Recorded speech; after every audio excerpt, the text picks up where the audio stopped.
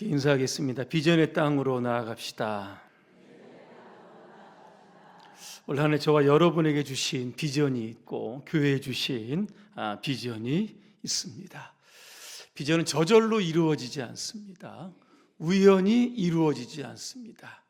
누가 이루어주는 것도 아닙니다. 오늘 저와 여러분들이 이루어야 하는 겁니다.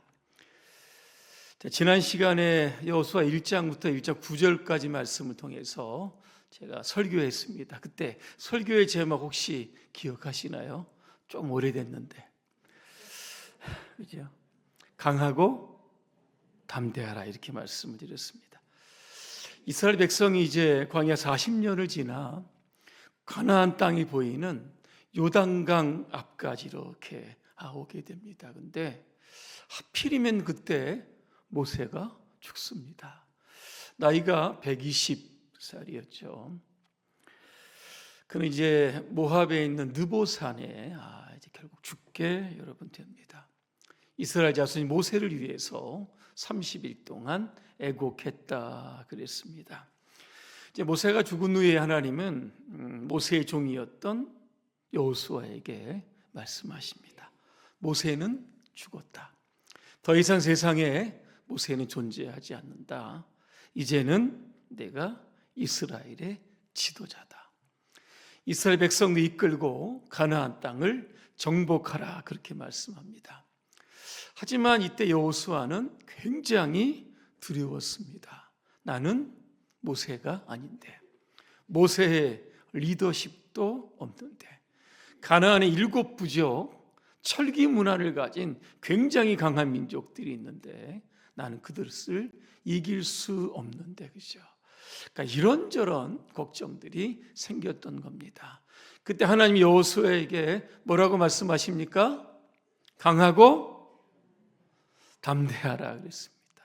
내가 모세와 함께 있었던 것처럼 너와 함께 있겠다. 너를 버리지도 않고 떠나지도 않겠다. 그렇게 말씀합니다. 이 말씀이 여호수아에게 큰 위로와 격려가 여러분 됐던 겁니다. 올 한 해 이제 여러분 살아가시는 모든 삶의 여정들이 있을 겁니다. 올 한 해 주신 꿈을 향해서 여러분 열심히 달려가고 있습니다. 앞에 여러 가지 장애물도 여러분 있을 겁니다. 그때 하나님께서 여호와에게 주셨던 말씀 그 기억해 내셔야 하는 겁니다. 강하고 담대하라. 하나님이 나와 함께 하신다. 이런 임마누엘의 믿음으로 올 한 해 비전을 향해 여러분 거침없이 달려가시기를 주님의 이름으로 오늘 축복합니다. 오늘 본 말씀해 보니까 그러면 여호수아가 가나안 땅을 정복하기 위해서 무엇을 준비해야 하는지 오늘 3가지 말씀을 드립니다. 첫째는 비전과 양식과 시간을 준비하라. 그렇게 말씀하고 있습니다. 오늘 10절쯤 이렇게 가보니까 여호수아가 백성들에게 일단 비전을 선포합니다. 그 비전의 분명한 내용이 뭡니까? 우리의 비전은 가나안 땅을 차지하는 거다. 우리가 가나안 땅의 주인이 되는 거다. 우리가 가나안 땅의 정복자가 되는 거다. 이 분명한 이 비전을 심어줍니다. 그러면서 그 비전을 누구와 공유하게 되냐면 관리들과 공유하게 됐다. 백성이 아마 지도자급에 있는 분들과 함께 이 말씀을 여러분 공유합니다. 그런데 이 관리들은 누구와 또 이 비전을 공유합니까? 백성들과 함께 공유했다. 그렇게 말씀하고 있습니다. 이제 이스라엘 백성들 가운데는 가나안 땅 정복하는 거 우리의 비전이다. 알지 못하는 사람이 단 한 사람도 없었다는 겁니다. 그러면서 오늘 여호수아가 뭘 준비합니까? 양식을 준비하라 그랬습니다. 어떤 뜻일까? 이스라엘 백성들이 출애굽한 이후에 광야에서 여러분 뭘 먹고 40년을 지납니까? 새벽마다 하나님께서 하늘에서 내려주신 양식이죠. 여러분 만나입니다. 이 만나가 성경에 어떻게 나오냐면 꿀 섞은 과자, 꿀꽈배기 맛인 것 같습니다. 그죠? 그다음 기름에 튀긴 과자 이렇게 나옵니다. 그죠? 꿀꽈배기는 안 나옵니다. 그죠? 아마 이 만나를 가지고 뭐 절구에 빠고 찢고 이렇게 해가지고 기름에 아마 튀겨 먹었을 가능성도 여러분 있었던 겁니다. 그런데 이 만나가 딱 그칩니다. 언제 그쳤냐면 여호수아 5장입니다. 이스라엘 백성들이 요단을 건넙니다. 가나안 땅을 딱 밟게 됩니다. 그 땅이 어디죠? 길갈이라고 하는 땅. 여기에 밟고 가나안 땅의 소산물을 딱 먹는 순간부터 그죠? 광야가 그쳤다. 여러분 이렇게 돼요. 여러분 있습니다. 그래서 오늘 양식을 준비하라. 이런 건 무슨 뜻일까? 앞으로 전쟁을 준비해야 되니까 양식을 많이 저장하라. 이런 뜻도 있지만 그보다 더 중요한 뜻은 이게 뭐냐면 앞으로 가나안 땅 반드시 정복해야 된다. 그 땅에 농산물을 심어서 우리가 반드시 먹어야 된다. 그죠? 오늘 이것 좀 강조하기 위해서 오늘 양식을 준비하라 이렇게 얘기합니다. 또 하나 시간을 준비해야죠. 오늘 여호수아가 뭐라고 이야기하냐면 너희가 사흘 안에 이 요단을 건너간다 이렇게 말씀합니다. 비전을 줬죠. 시간을 주는데 이게 모호하게 주지 않습니다. 사흘 안에 분명히 주는 겁니다. 언젠가의 미래가 아니라 바로 지금이다 그랬습니다. 비전은 갑자기 이루어지지 않습니다. 비전을 준비한 자에게 반드시 성취가 여러분 되는 겁니다. 올 한해 비전을 향해서 개인이든 우리 교회가 함께 여러분 나아가고 오늘 있습니다. 특별히 양식을 준비하라. 어떤 양식일까? 아마 영적인 양식일 겁니다. 그죠? 말씀에 대한 양식을 우리가 충분히 준비를 하고 기도와 예배와 헌신의 양식을 우리가 함께 준비하면 우리도 요단을 건너 우리에게 주신 그 축복의 땅을 밟게 될 줄로 믿습니다. 두 번째입니다. 이 가나안 정복을 위해서 우리가 준비해야 되는 게 뭐냐면 특권의식을 버려라. 오늘 여호수아는 이렇게 이야기를 합니다. 오늘 12절에 보니까 두 지파 반이 나옵니다. 루벤, 갓, 또 하나 뭐죠? 므낫세 반지파입니다. 이게 뭐지? 므낫세가 원래 한 지파잖아요. 절반의 지파를 의미하고 여러분 있습니까? 이걸 가리켜서 이제 두 지파 반이다 이렇게 얘기합니다. 그런데 성경에 보니까 이 두 지파 반이 이미 요단 동편이죠. 요단을 건너 서편으로 가야 이제 가나안 땅을 정복해야 되는데 이미 요단 동편에 땅을 분배를 받았던 겁니다. 어떻게 이런 일이 있을 수 있을까? 우리가 민수기 32장으로 가면 이렇게 나옵니다. 루벤, 갓, 므낫세 반지파였던 족작경인 사람들이요 모세를 찾아갑니다. 뭐라고 이야기하냐면 우리에게는 양이나 소와 가축이 많이 있습니다. 우리에게는 좋은 목초지가 필요한데 요단 동편 여기가 바로 가장 좋은 목초지입니다. 이 땅을 우리에게 주십시오 그랬습니다. 이때 모세가 좀 화를 냅니다. 아니 아직 가나안 땅은 정복하기 전인데 왜 너희는 미리 땅을 달라고 하느냐. 그러자 루벤, 갓, 므낫세 반지파의 뭐 좀 족장격이겠죠. 여러분 이렇게 이야기를 합니다. 우리에게 땅을 주시면 우리가 요단을 건너 요단 서편에 있는 가나안 지역 이스라엘 땅 아니겠습니까? 그 땅을 정복할 때 우리가 앞장서서 목숨 걸고 그 땅을 정복하는 일에 우리가 싸우겠다 이렇게 이야기합니다. 그때 모세가요 그러면 그들의 뜻을 충분히 받고 그러면 싸우는 조건 아래에 요단강 동편에 있는 땅을 이제 분배를 여러분 했던 겁니다. 자, 이제 이스라엘 백성들 이제 여러분 이제 요단을 이제 건너가야 하는 그러한 때가 여러분 있죠. 가나안과 이제 정복 이제 전쟁을 여러분 해야 됩니다. 이미 동편의 땅을 정복받았던 두 지파 반 어떤 생각이 들겠습니까?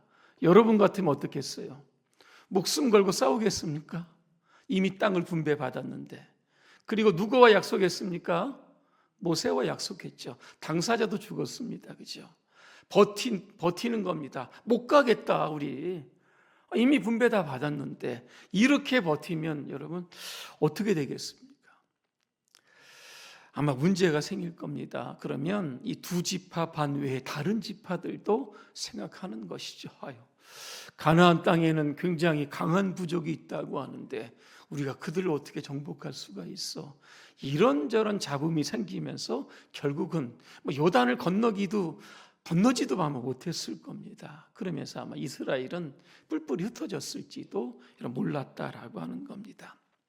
하지만 이 두 지파반은요, 자신의 이미 분배받은 땅이죠. 어찌 보면 특권입니다. 이 특권을 내려놓겠다, 이렇게 이야기합니다. 우리가 앞장서서 싸우겠습니다, 그렇게 여호수아에게 이야기하고 있습니다. 교회 안에는 특권 의식이 여러분 없습니다, 그죠? 만약에 이 특권 의식이 있다라고 하면 이런 것들을 가진 분들이 누구일까? 아마 이런 분들일 겁니다. 먼저 예수를 믿었던 수도 있고 직분을 먼저 받은 분들일 수도 여러분 있다라고 하는 겁니다. 그래서 교회가 비전을 향해서 함께 가야 할 때는 누가 솔선수범해야 되는 겁니까? 먼저 믿은 분들이죠. 먼저 직분을 받은 분들입니다. 새로운 사람들과 함께, 그죠? 하나님에 대한 비전을 이루어 나가야 결국 가나안을 정복할 수 있게 여러분 되는 겁니다. 예수님도 하늘과 땅의 권세, 특권 아니겠습니까? 모든 게 다 예수님의 것인데 오늘 성경에 보니까 다 포기하시죠. 오히려 비웠다 그랬습니다. 하나님의 동등됨, 이 권리조차도 내려놓으셨다. 그렇죠? 사람의 묻혀있는 땅에 오셔서 죽기까지 십자가에 복종하셨다, 그렇게 말씀하고 여러분 있습니다. 또 성경에 보니까 그 예수님은 선생 아니면 스승의 그런 특권 의식도 버리죠. 그래서 제자들의 발을 씻기시는 장면도 나옵니다.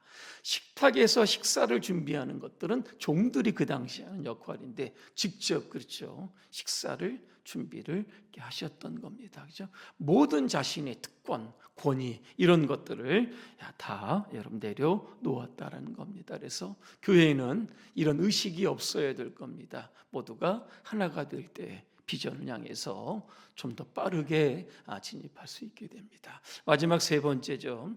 가나안 정복을 위해서 준비해야 되는 게 뭐냐? 이번에는 순종입니다.